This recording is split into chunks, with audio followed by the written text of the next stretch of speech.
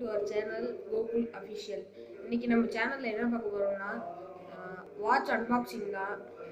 நான் ஒரு ஃபாஸ்டாக்ல வாட்ச் வாங்கினேன். பாக்ஸ் தர மாட்டாங்க, அவங்க கவர்ல போட்டு கொடுத்தாங்க. நான் வாங்கிட்டு வந்துட்டேன்.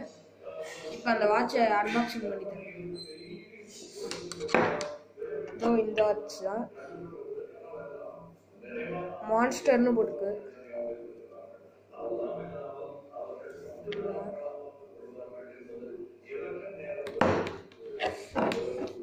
இந்த வாட்ச் ஒர்த்து தான்.